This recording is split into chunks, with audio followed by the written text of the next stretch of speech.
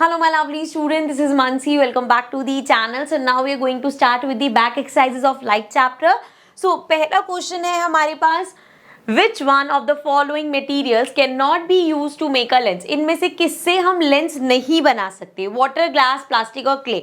Now obviously clay जो है उससे लेंस नहीं बन सकता. क्यों? रीजन क्या है? Clay can not be use to make a lens because if the lens is made up of clay the light ray can not pass through it. अब क्ले से आप अगर यहाँ पे मेरे हाथ में क्ले का मोल्ड है, मैं उसमें लाइट मारूंगी तो वो ऑब्वियसली पास थ्रू नहीं करेगी. पानी से लाइट पास थ्रू हो जाएगी, प्लास्टिक से हो जाएगी, ग्लास से हो जाएगी, लेकिन क्ले से नहीं हो सकती, इसलिए उससे लेंस नहीं बन सकता. Next question number 2, the image formed by a concave mirror is observe to be virtual, erect and larger than the object. Where should be the position of the object? So इस case में देखो कौन सा में है हमारे पास concave mirror. Concave mirror के हमने 6 केसेस देखे हैं. अब किस केस में वर्चुअल, इरेक्ट और लार्जर इमेज बनते हैं? यहाँ पे देखो वर्चुअल इमेज सिर्फ एक ही केस में बनती है हमारी, इस केस में. इसमें हम ऑब्जेक्ट को कहाँ रखते हैं?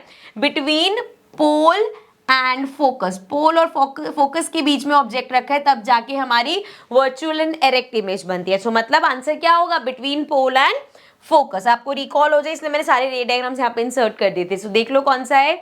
Principal focus and centre of curvature, pole and the mirror. ये रहा डी पार्ट है हमारा between the pole of the mirror and its principal focus. ठीक है, आगे चलते हैं. नेक्स्ट हमारे पास थर्ड क्वेश्चन है, where should be an object placed in front of a convex lens. अब कन्वेक्स लेंस कौन सा होता है? कन्वेक्स लेंस ये वाला जो हमारा लेंस है उसकी बात हो रही है. सो कन्वेक्स लेंस में वो पूछ रहे हैं कहाँ पे रखा जाए कि we get a real image of the size of the, जिसमें सेम साइज आता है और रियल इमेज मिले हमें. अगेन इसके भी देख लेते हैं. 6 डायग्राम्स थे हमारे पास. अब यहाँ पे सेम साइज कहाँ आता है और रियल इमेज कहाँ फॉर्म हो रही है? देखो रियल एंड इन्वर्टेड यहाँ भी है, यहाँ भी है, यहाँ भी है, यहाँ भी है. एंड अब इसमें से ये देखो सेम साइज की कहाँ पे आती है? आपको अगर याद होगा जब हम F1 पे रखते हैं, यहाँ पे देखो किस पे रखा हुआ है, ये रहा ऑब्जेक्ट एट 2F1. यहाँ पे जब हम C बेसिकली जो हमारे मिरर में होता है 2F1 पे रखते हैं. सो इसका जो साइज है और इसका साइज है, दोनों सेम साइज के होते हैं, मतलब इमेज का साइज और ऑब्जेक्ट का साइज सेम होते हैं. तो ऑब्जेक्ट को कहाँ प्लेस करते हैं? जब 2F1 पे. सो ऑप्शन में देख लो at twice the focal length. ठीक है, क्लियर. ये बेसिकली अगर आपके रे डायग्राम स्ट्रांग है, आपको याद हो जाएगा, तो अपने आप ही आप इन क्वेश्चंस को आंसर कर पाओगे. आगे चलते हैं. Question number 4 says a spherical mirror and a thin spherical lens have each a focal length of -15 centimeter. The mirror and the lens are likely to be. अब यहाँ पे उन्होंने बोला है माइनस, फोकल लेंथ की बात हुई है, f जो है वो -15 है.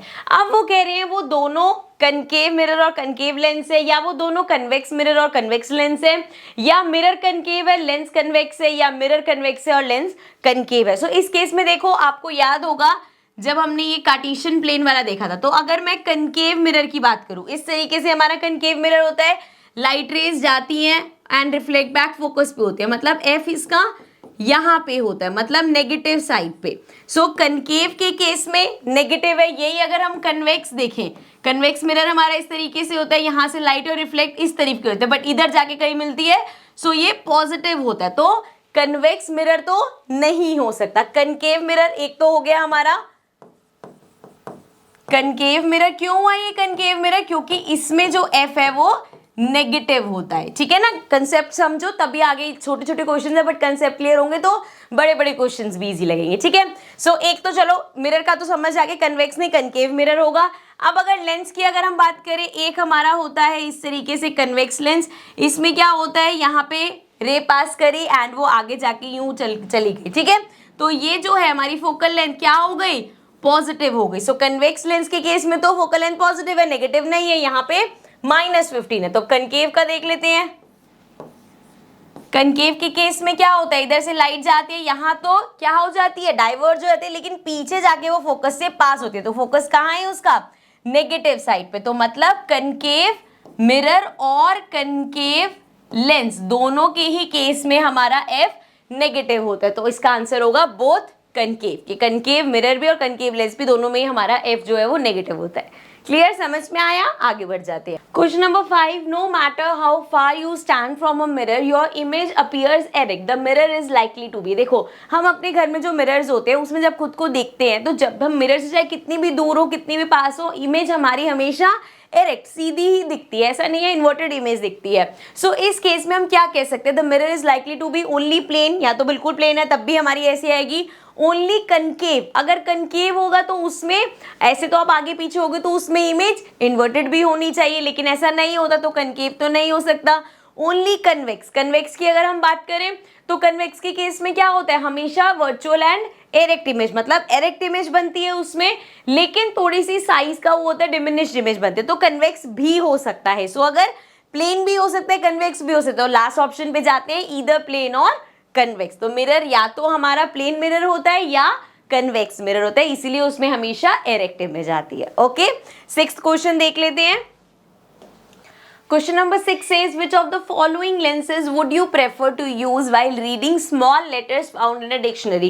So एक डिक्शनरी में जो छोटे छोटे लेटर्स होते हैं, अगर आपको उनको पढ़ना है, जैसे बहुत छोटे छोटे हैं, बड़ा करके पढ़ना है, तो कौन सा लेंस आप प्रेफर करोगे? Convex lens of focal length 50 centimetre, a concave lens of focal length 50 centimetre, या एक convex lens focal length 5 centimetre, या concave lens focal length 5 centimetre. अब इसको मैं समझाने से पहले मैंने यहाँ पे कुछ पॉइंट्स लिखे हैं, अगर वो आपको क्लियर हो जाएंगे तो आप इस टाइप के किसी भी क्वेश्चन को कर सकोगे। सो पढ़ते हैं। A basic microscope can also be made with a convex lens. देखो एक माइक्रोस्कोप क्या काम करता है, वो तो हमारी जितनी भी छोटी छोटी चीजें, इवन जैसे आप उसमें एक बचपन में हमने एक्सपेरिमेंट किया, अनियन पील रखते हो, उसके अंदर की चीजें तक दिख जाती है। सो क्या करता है, वही काम करे, कैसे बनता है, कन्वेक्स लेंस से, तो हमारा कन्वेक्स लेंस यूज होगा। ऑल्सो कन्वेक्स लेंस हमेशा हमें एक वर्चुअल, एरेक्ट और मैग्नीफाइड इमेज जनरेट कर सकते हैं अगर हम ऑब्जेक्ट को फोकल लेंथ और मिरर के बीच में रखेंगे। अब देखो, जब भी हम ये चीज पढ़ते हैं ना, तो हमेशा सोचते हैं कि हम ऐसे इमेजिनरी फोकल लेंथ और मिरर, बेसिकली क्या होता है, अगर आप उसमें पढ़ रहे हो तो आप लेंस को ऊपर नीचे करके देखते हो, वो अपने आप जब अपनी डिजायर्ड पोजीशन में पहुंचता है तो हमें रिजल्ट मिल जाता है। तो ऐसा नहीं है कि आप इमेजिन करोगे अच्छा इसकी इतनी फोकल लेंथ है, इसका यहाँ पे रेडियस है, इसका कर्वेचर यहाँ पे है, तो अब मुझे यहाँ ऑब्जेक्ट रखना है, ऐसा नहीं होता, हम बस मूव करके देखते हैं। बट लेकिन जब आप इसको लिखते हो तो आप इस तरीके से लिखते हो। ठीक है, चलो एक चीज हमें समझ आ गई कि कन्वेक्स लेंस यूज होगा। अब बात करते हैं कि 50 सेंटीमीटर का होगा या 5 सेंटीमीटर का होगा। A shorter focal length provides greater power and allows for higher magnification. अच्छा, छोटा, जितनी कम फोकल लेंथ होगी उतनी पावर ज्यादा क्यों होगी, क्योंकि हमें पता है पावर होता है 1/f। ठीक है, सो इससे हम कह सकते हैं जितना फोकल लेंथ कम होगा उतनी पावर ज्यादा होगी, and also it will lead to higher magnification, उतना ज्यादा वो बड़ा करके दिखा पाएगा। So as a result a convex lens with a focal length of 5 centimetre is preferred. ठीक है, I hope this is clear. So यहाँ पे क्वेश्चन नंबर 6 तक हमने कर लिया, आगे के इसके क्वेश्चन कंटिन्यू करेंगे नेक्स्ट वीडियो में। So I will see you all in the next video. Take care and bye bye.